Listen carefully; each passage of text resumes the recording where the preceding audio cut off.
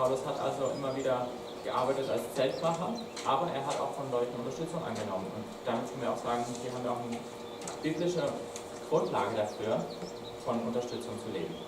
Both for maybe kind of business and missions or working in missions, and both for receiving support. Wir sehen, dass beides legitim ist.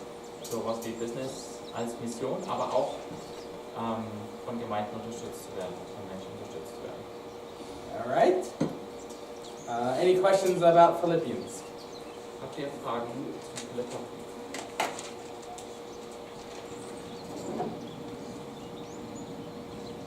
All good?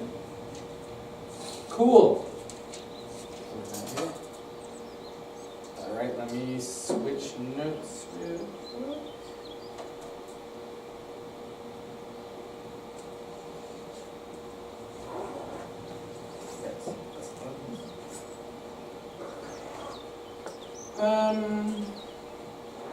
Okay, we'll do the missionary journey real quick. Gotta find it though. Machen wir kurz weiter mit der Missionsreise. All right. So carrying on kind of from, we just had Acts 16, which we had Philippians. Wir haben uns Apostelgeschichte 16 angeschaut und jetzt den Philipperbrief. All right, so moving on to Acts 17. This is where he has the Thessalonica. Kommen wir jetzt zu Apostelgeschichte 17, wo er nach Thessaloniki kommt. Thessalonica, Thessaloniki, Thessalonica, whatever. Everybody has a different way. Fighter jets.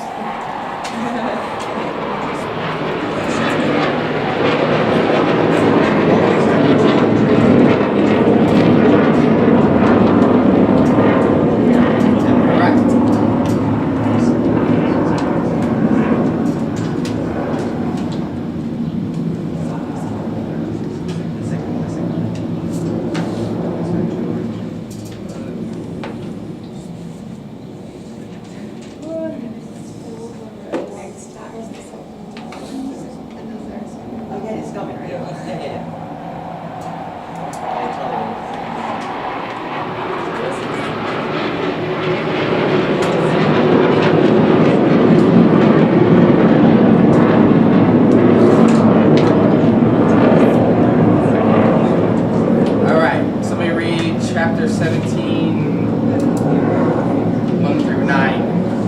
Jemand Kapitel 17, 1 bis 9 lesen.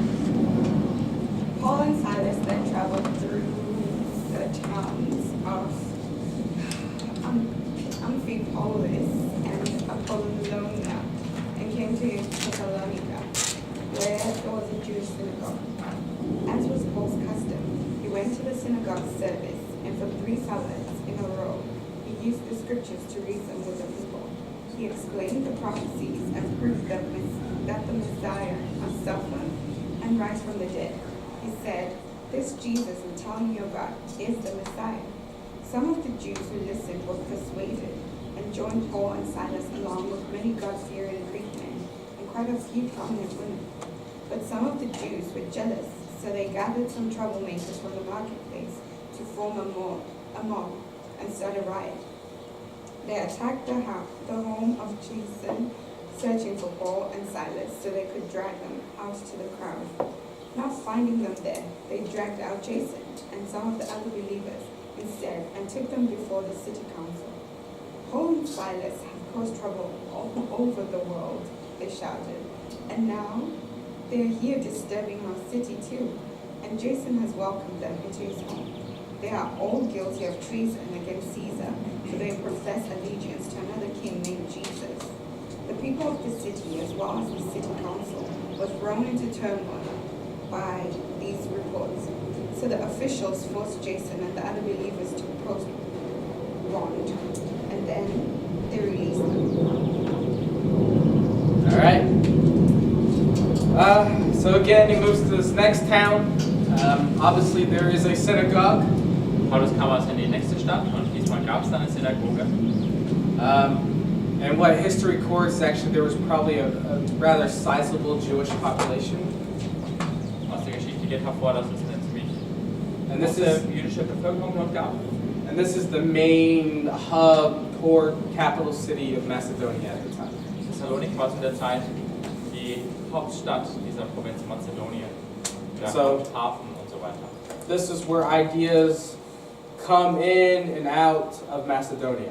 Das war der Ort, wo viele verschiedene Meinungen und Ideen zusammenkamen in Mazedonien. The seaports were the internet of the day. This is where philosophy and ideas and goods and everything exchanged. Denn die Meereshafen waren zu der Zeit ja wie das Internet heutzutage, da wo Meinungen ausgetauscht wurden und Philosophien und so weiter. But, you know, that stuff would then spread into the province and also go out into the rest of the world. Und dort ging sowas dann hinaus in die Provinz hinein und auch hinaus in die ganze Welt. So we're dealing with a pretty major city at the time. Es war also eine recht bedeutsame Stadt zu der Zeit. Okay, then some of these same themes appear about peace, the peace of Rome and such. Und dann sehen wir wieder so eine Situation mit diesem Frieden Roms. Okay, so Paul is preaching the gospel. Paul predigt das Evangelium. I don't know if he talked about what the term gospel means and its original meaning. Ich weiß nicht, ob er davon geredet hat, was Evangelium ursprünglich bedeutet. The gospel is the good news of a new emperor coming into power. Evangelium bedeutete damals die gute Botschaft, dass ein neuer Kaiser an die Macht gekommen ist. So his words can be construed to saying, oh, this guy is saying, oh, there's a new Roman, Jewish, who knows, whatever, riding in through Rome to take over and kick the Roman emperor out. Man könnte das also schon so drehen, dass die verkünden, dass da ein neuer Kaiser an die Macht gekommen ist und dass er den römischen Kaiser vom Thron stoßen will. So again, this could mean a lot of trouble for this city. Und das hätte für die Stadt wieder viele Probleme bereitet.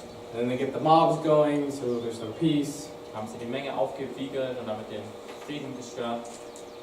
Also in this time, there was some other Jewish groups with their own, what we call a militant Messiah, Zu der Zeit gab es ja auch andere jüdische Gruppen mit ihrem eigenen militanten Messias, who of course was trying to overthrow the Romans so the Jews could be free. die tatsächlich versucht haben, die Römer zurückzudrängen, damit die Juden wieder frei sein konnten.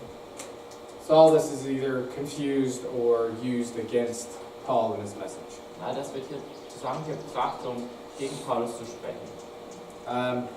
So basically, all this happens and then he has to be kicked out of town and sent to Berea. Das findet da also alles statt und dann muss Paulus schnell weiterziehen nach Pieratt. Let's see. And then, but he has a good church in Berea. They're praised later on.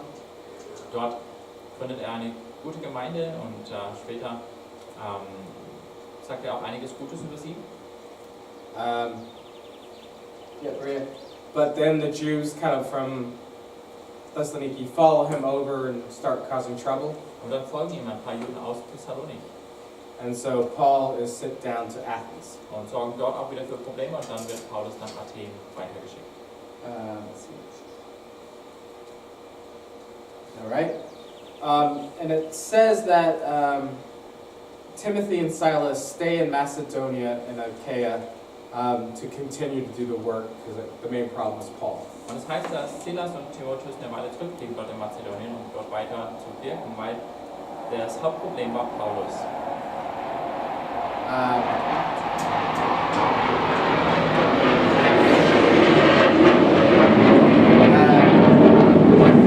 And then Acts, Luke and Acts is just following Paul, so we don't get a lot of details of Timothy and Silas at this point. Lukas folgt mit seiner Erzählung in der Apostelgeschichte hauptsächlich Paulus. Das heißt, es wird uns nicht viel darüber berichtet, was Silas und Timotheus zu der Zeit gemacht haben. So it's a little tricky trying to get the right order. I don't know exactly, but kind of what happens next is using as best with the evidence that I have. So müssen wir das ein bisschen zusammenpuzzeln, was sie dann gemacht haben, mit den Hinweisen, die wir sehen. Because in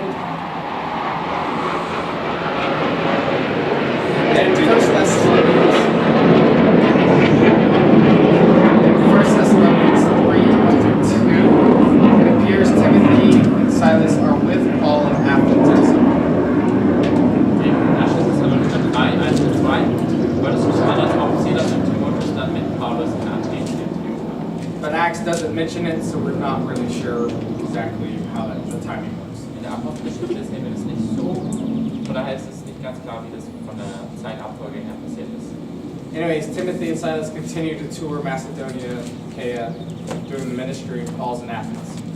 Zunächst mal waren Timotheus und Silas weiter dort in Mazedonien, während Paulus schon weit gereist ist nach Athen. And so at some point they come and visit him, and then there's some correspondence that begins between Paul and at least Thessaloniki and maybe some of these other churches. Irgendwann kommt sie dann also zu ihm nach Athen und dann fängt Paulus an, Briefe zu schreiben an Thessaloniki oder vielleicht auch auf den anderen Gemeinden dort in der Gegend.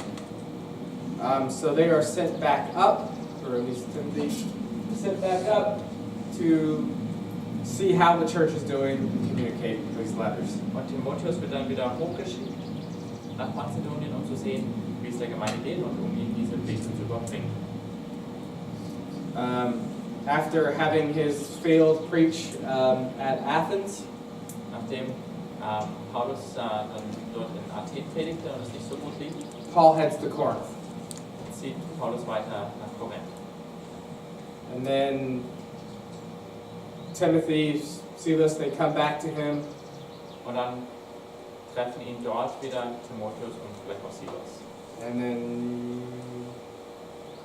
then again, probably maybe this is where 1 Thessalonians Hier wurde dann wahrscheinlich 1. Thessalonicher geschrieben.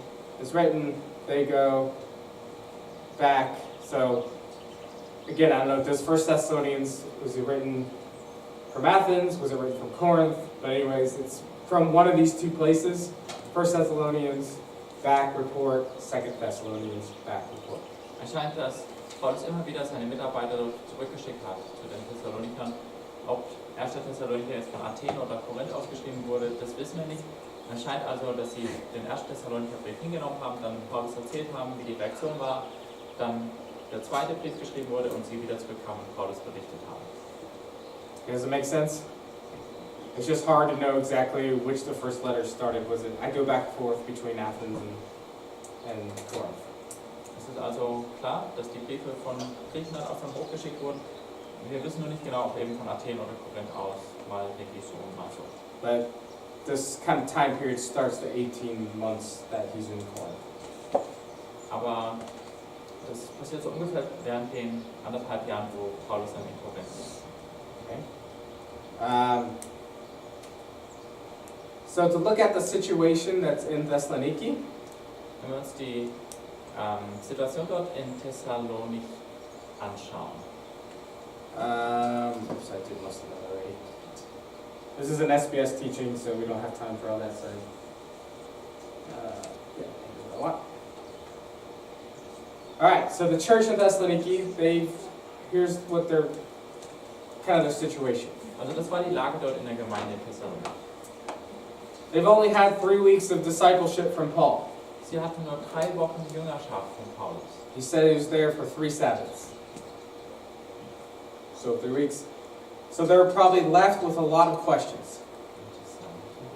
Hey Benny, ich glaube, du musst das jetzt runter. Nur ist gegangen dafür. Okay.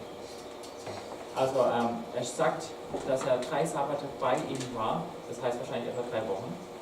And one of those main issues is eschatology. Und sie hatten weiterhin viele Fragen und eine große Frage, die sie hatten, handelte von der Endzeit. And that's a fancy scholarly term for end time study stuff. Es ging also um Eschatologie, das, was in der Endzeit passiert. Second coming of Christ, etc. Wenn Jesus wiederkehrt und so weiter. And they both had it, so there's lots of Jewish in the Gentile church, and so they had to deal with their former pagan and Jewish influences in their lives. Natürlich mussten sie auch weiterhin mit den Einflüssen auf ihr Leben umgehen, weil sie ja entweder jüdische oder heidnische Einflüsse hatten. And it's possible they could have felt some abandonment by Paul. Vielleicht fühlten sie sich auch ein bisschen verlassen durch Paulus.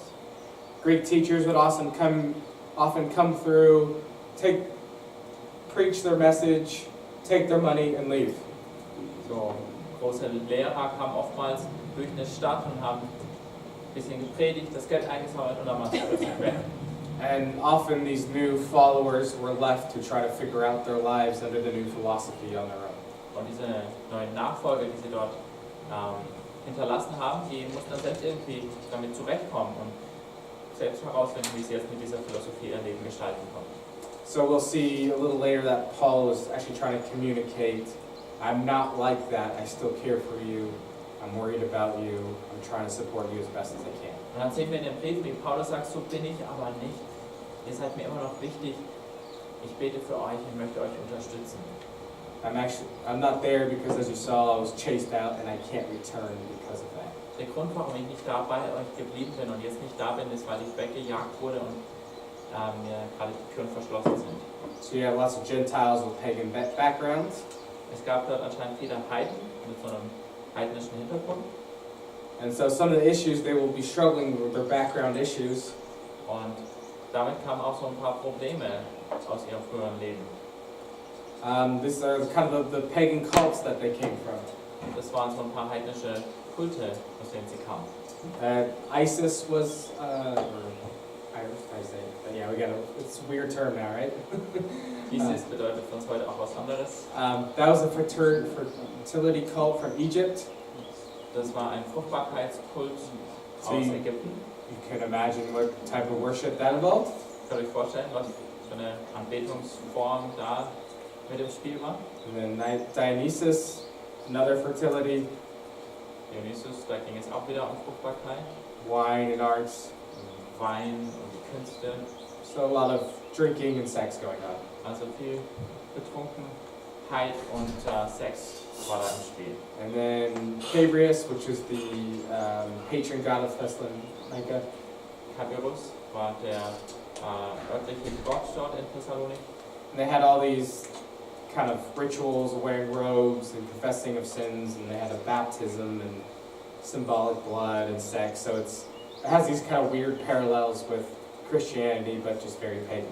In seiner Anbetung hat eine ganz komische Rituale, da ging es so um Mäntel und um Bekenntnis von Sünden, um eine Taufe, um symbolisches Blut und um Sex. Das war also echt komisch, weil es da so manche Parallelen zum Christentum gab. An upper class were the patrons of this, so they're the ones that funded the wine. Und die Oberschicht dort in Thessalonik, die hat das bewusst betrieben und haben auch den Wein dafür zur Verfügung gestellt. So a lot of people wouldn't be happy if the rich people started following Christ and not buying wine anymore. Es hätte sicher viele gefreut, wenn die Reichen jetzt plötzlich Christus nachfolgen und keinen kostenlosen Wein mehr zur Verfügung stellen. Another very important aspect to understand when we start going through this book Noch was Wichtiges, was wir verstehen sollten für dieses Buch, was the great view of death. ist die griechische Perspektive vom Tod. They believed in this idea of Hades, the underworld. Sie glaubten, dass es das Hades gab, die untere Welt. Basically, you go down into it and there's no way to get out. Wenn man mal hinabgeht in diese Totenwelt, dann gab es kein Entrinnen mehr. And it was described as being dark, damp, and cold. Es wurde beschrieben als dunkel, als kalt und feucht. There was no belief in any kind of resurrection or reincarnation. Sie hatten keinerlei Glauben oder Hoffnung auf eine Wiederauferstehung oder Reinkarnation. And so Hades just was not a desirable place. Hades war also wirklich kein Wunschort.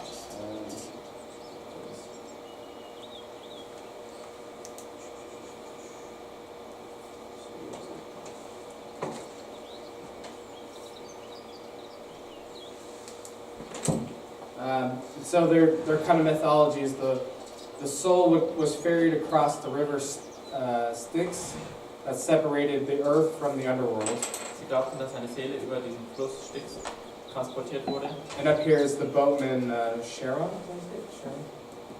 Und das hier ist der Bootsführer, der die Seelen hinüberfährt. Who's kind of the ferry guy. So eine Fähre von Seelen. In some traditions, the kind of legend goes, dead people, they put coins in their eyes to pay the boatman. Es gibt auch so Traditionen, dass Toten Mützen auf die Augen gelegt werden, um eben diesen Fährmann da zu bezahlen. And then when you get to the other side, Wenn sie auf der anderen Seite ankommen, at the gates of Hades, there was a guard dog named Sirius. und dort an der Pforte des Hades gibt es einen Wachhund namens Cerberus. And they said he would be happy, and the saying is, this guard dog would be he would wag his tail and be happy to see people come.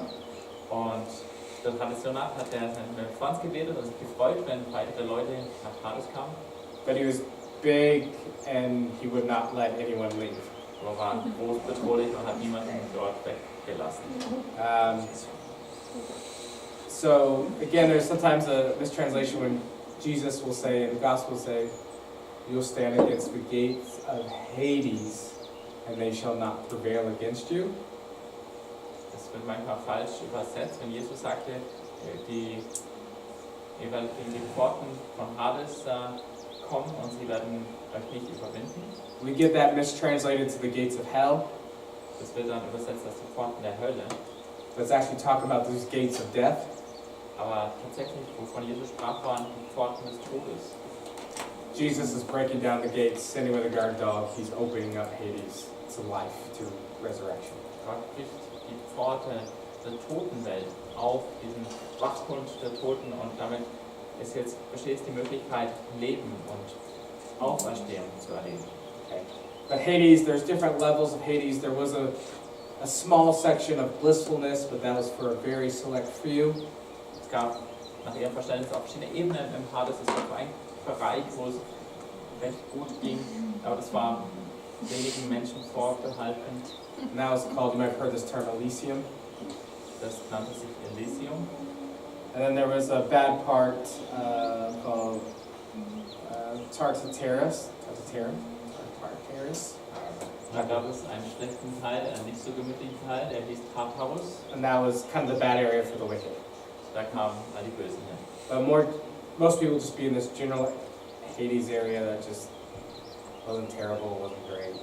Die meisten Leute waren in diesem allgemeinen Hades-Bereich, der jetzt nicht so ganz schrecklich war, aber auch nicht schön. And so, Homer described Hades, so this is kind of a picture into their mindset. Homer hat Hades auch beschrieben und da können wir ein bisschen was von ihrem Verständnis erkennen. He described the dead as being, in Hades, being pathetic in their helplessness, inhabiting drafty, echoing halls, deprived of their wits and flittering purposely about, uttering bat-like noises. Sie erbärmlich in ihrer Hoffnungslosigkeit sind, dass sie zugige, laut hallende Räume bewohnten, dass ihnen der Verstand genommen war und dass sie ohne Sinn hin und her geflattert sind und Geräusche gemacht haben wie Fledermäuse. Nessa said, I'd rather be a day laborer on earth, working for a man with little property, than the Lord of all the hosts of the dead. Und er sagte, ich wäre lieber ein Tagelöhner auf der Erde für einen Mann mit wenig Besitz arbeitend, als dass ich der allerhöchste Befehlshaber dort der Toten wäre. So all to say, basically, they had a very hopeless view of death. All das soll euch zeigen, dass sie eine sehr hoffnungslose Ansicht des Todes hatten. All right. So again, the purpose of the letter, there's a young church. Der Zweck des Briefes ist also, dass eine junge Gemeinde. Paul can't return to physically go check in on them.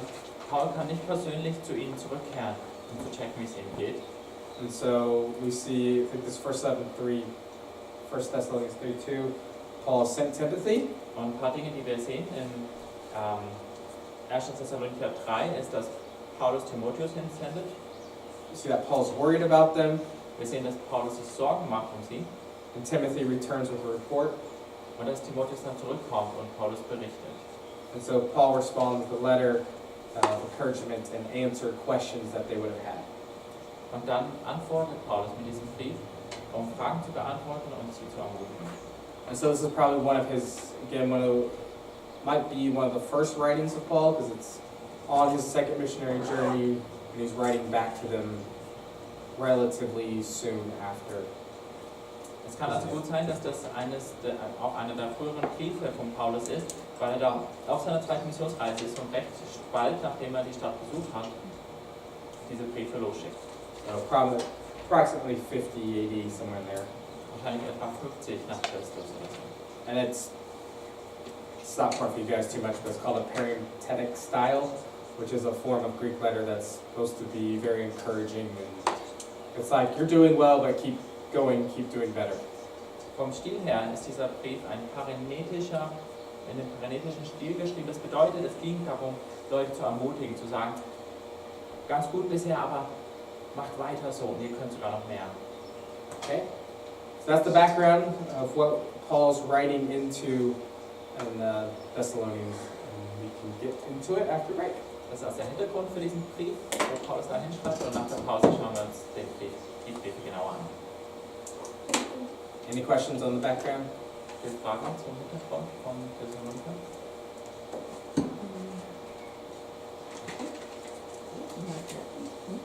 Alrighty.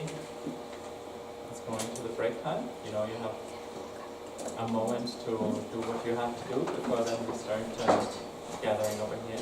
So, Pieratt.